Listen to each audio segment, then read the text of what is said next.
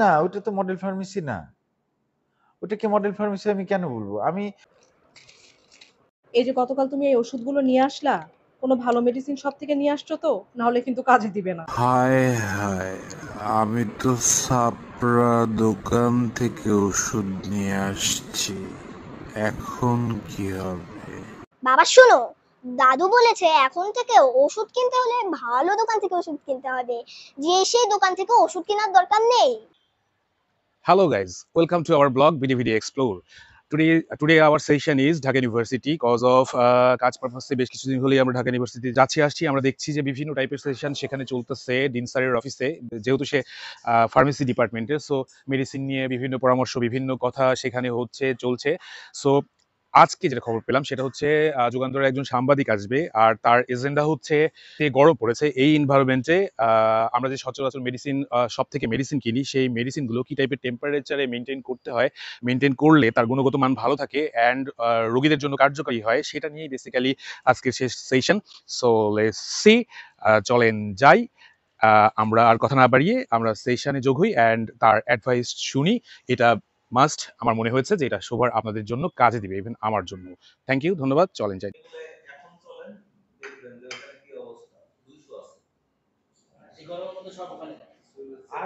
চাচা dean of the department.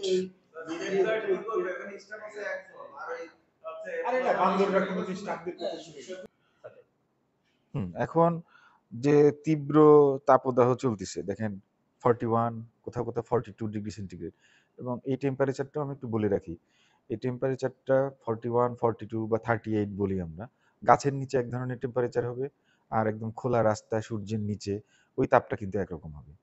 আচ্ছা, একটা ছাদে যখন সূর্যের তাপ পড়ে, তখন ওই ছাদের টেম্পারেচার যত হবে, একটা টিনের চালে যখন পড়ে সেই টেম্পারেচারটা কিন্তু তার চাইতে অন্তত 3 থেকে 4 ডিগ্রি বেশি হবে টিনের চালে। আপনি খেয়াল করে দেখবেন আমাদের যে ওষুধের দোকানগুলো আছে, সেই ওষুধের দোকানগুলোর মধ্যে একটা বড় অংশ হচ্ছে ছাপরা। ছাপরা মানে কি? চৌচালাও না, টিনের ছাপরা টাইপের। ছাপরা বুঝেন কিনা? ওই সে ছাপরা টাইপের ঘর।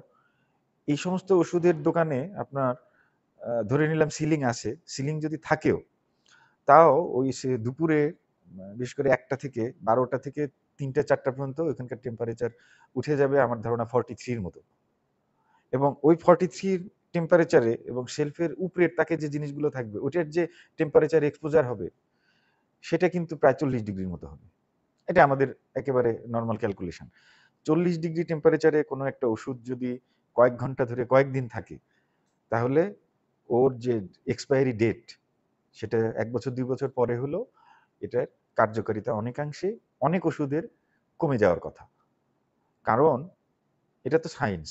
আমরা যখন ওষুধের এক্সপায়ারি ডেট নির্ধারণ করি তখন একটা এক্সপেরিমেন্টের মাধ্যমে নির্ধারণ করি। সেটা হলো 25 ডিগ্রি সেন্টিগ্রেড টেম্পারেচারে এই ওষুধটা যদি আপনি সংরক্ষণ করেন, তাহলে ওই ওষুধটার মেয়াদ থাকবে, সে কারো কোনোটা 2 বছর, কোনোটা 1 বছর, কোনোটা 3 বছর, কোনোটা একটু বেশিও থাকতে পারে। কিন্তু 40 ডিগ্রি সেন্টিগ্রেড টেম্পারেচারে এটা থাকবে এবং 3 বছর সেই এক্সপায়ারি ডেট ঠিক থাকবে, এটা কখনোই এক্সপেক্ট করা যায় না, সায়েন্স সেটা বলে না। এখন প্রশ্ন হলো যে আমাদের করণীয় কি, সরকারের করণীয় কি? সরকারের করণীয় হলো যে এই সময়টাতে আসলে সরকার অনেক আগে থেকে কিন্তু একটা পদক্ষেপ নিয়েছে। আপনারা মনে হয় জানবেন যে বাংলাদেশে 2 ধরনের ওষুধের দোকান থাকবে, একটা হলো মডেল ফার্মেসি আর একটা হলো model medicine shop. Model pharmacy আর মেডিসিন শপ, এই 2 ক্যাটাগরির বাইরে কোনো ওষুধের দোকান থাকবে না। তার মানে বন্ধ করবে যে সেটাও বলছে না, লাইসেন্স নতুন করে দেওয়া বন্ধ আছে। এই 2 ক্যাটাগরির বাইরে আসলে এটা দেওয়া হবে না।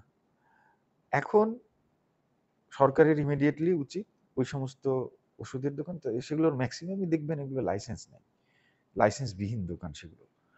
এই লাইসেন্সবিহীন দোকানগুলো বন্ধ করতে হবে। তাছাড়া স্বাস্থ্য ঝুঁকি তৈরি হবে। স্বাস্থ্য ঝুঁকি তৈরি হবে কেমন?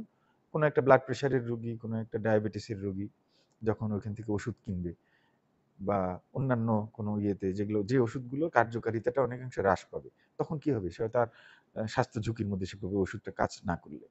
সরকারের এই দিক থেকে আমার মনে হয় যে বড় একটা পদক্ষেপ নেওয়া উচিত ওষুধ প্রশাসন অধিদপ্তরে, যে এই ওষুধের দোকানগুলো সাময়িকভাবে বন্ধ রাখা, বিশেষ করে এই অন্তত জুলাই পর্যন্ত, জুলাই আগস্ট পর্যন্ত এই ওষুধের দোকানগুলো তারা বন্ধ করে রাখবে। বন্ধ করে রাখলেই খালি হবে না, ওই যে ওষুধের দোকানে যে ওষুধগুলো থেকে গেল সেই ওষুধগুলো কিন্তু তাদেরকে ডিসকার্ড করতে হবে। এই জিনিসগুলো যে না করা যায় তাহলে কিন্তু ওষুধের গুণগত মান হবে। এবং ওষুধটা একটা বিষ, আপনারা সবাই জানেন, এক ধরনের, এটাকে যখন কার্যকারিতাটা থাকবে না, তখন যখন ওটা ডিগ্রেড করবে, ভেঙে যাবে, তখন এটা অনেক ক্ষেত্রে অনেক ওষুধ আছে যেগুলো আর ওষুধ থাকে না, সেটা বিষে পরিণত হয়। এই জন্য এই পদক্ষেপটা নেওয়া হবে। আর সাধারণ জনগণের উচিত যে ওই সমস্ত দোকানগুলো থেকে ওষুধ সংগ্রহ করা যেখানে এই তাপমাত্রাটা নিয়ন্ত্রণে থাকে, সেটা দেখলেই বোঝা যায়। যেমন কিছু ওষুধ ফ্রিজ থেকে বের করে নিতে হয়, সেগুলো ফ্রিজ না থাকলে সেই ওষুধগুলো কেনা ঠিক না। আবার যদি এটা মাথায় রাখা যায় যে একটু দূরে হলেও, একটু কষ্ট করে গিয়ে হলেও, দূরে গিয়ে হলেও যেন তারা মডেল ফার্মেসি থেকে ওষুধ সংগ্রহ করে, যেখানে এয়ার কন্ডিশনিং আছে, যেখানে সুন্দরভাবে সেই ওষুধগুলো সংরক্ষণ করা হয়। এটা সাধারণ জনগণের উচিত। আর ডিসপেন্সার বা যারা ওষুধের ব্যবসায়ী, তাদের এই জিনিসগুলো একটু কেয়ারফুল হতে হবে। এটা অন্যান্য প্রোডাক্টের মতো না, অন্যান্য কসমেটিক্সের থেকে আলাদা, অন্যান্য যে কোনো কনজিউমার আইটেমের মতো কিন্তু ওষুধ না। ওষুধটা একটা স্পেশালাইজড একটা জিনিস, এটা খায় অসুস্থ মানুষেরা রোগ ভালো করার জন্য। সে রোগী যদি ভালো না হয় তাহলে তো এটা স্বাস্থ্য ঝুঁকি এবং তার শরীরের ক্ষতি 35, 30, 32 কিন্তু তাপমাত্রা থাকে, যদি এসি না থাকে। এসি না থাকে। আমরা শাহবাগে কয়েকটা মডেল এসি আছে, লাইন নেই। তো এটি হলো তাদের এই অবস্থা চলছে। এই সারা বাংলাদেশে আপনার মডেল ফার্মেসিগুলো একটা আদর্শ আমাদের মানদণ্ড মডেল ওষুধের ক্ষেত্রে মডেল। সেখানে যদি ফার্মাসিস্ট না থাকে, সেখানে যদি এসি না থাকে, আয়তনের দিক থেকে ছোট হয়, এটি কি আসলে আদর্শ মানে মডেল ফার্মেসি আমরা না, ওটা তো মডেল ফার্মেসি না।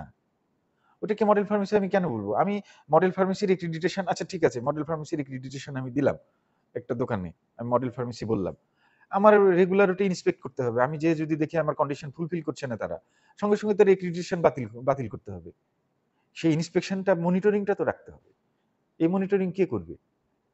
সরকার তার নিজস্ব, তার প্রশাসন আছে, ওষুধ প্রশাসন অধিদপ্তর আছে, তাদের কাজ এটা। তাদের কাজ এই মনিটরিং করে যারা যারা এটা ফুলফিল করে না তাদের শাস্তিমূলক ব্যবস্থা, তাদের এক্রিডিটেশন বাতিল হবে, তাদের ড্রাগ লাইসেন্স বাতিল হবে, এরকম সবকিছু করতে হবে।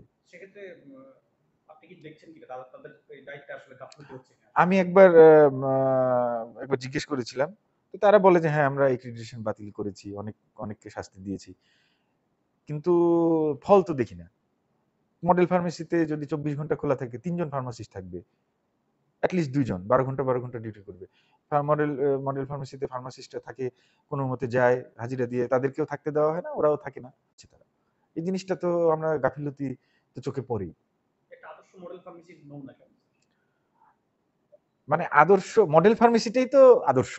মডেল ফার্মেসিতে কি হবে? ক্রাইটেরিয়া দেখেন, আপনার ওষুধ প্রশাসন অধিদপ্তরের ওয়েবসাইটেই পাবেন আপনি এটা, যে তার একটা নির্দিষ্ট 300 ফুট আয়তনের জায়গা থাকতে হবে, একটা কাউন্সিলিং এরিয়া থাকবে যেখানে ফার্মাসিস্ট বসে থাকবে, তারপরে এয়ার কন্ডিশনিং থাকবে, ডোর ক্লোজড থাকবে, ধুলাবালি ঢুকবে না, এবং সে মানে গুড ডিসপেন্সিং প্র্যাকটিসটা সে মেনটেন করবে। এই জিনিসগুলো মেনটেন না করলে তাকে কি মডেল ফার্মেসি বলা যাবে? কোনো মতেই না।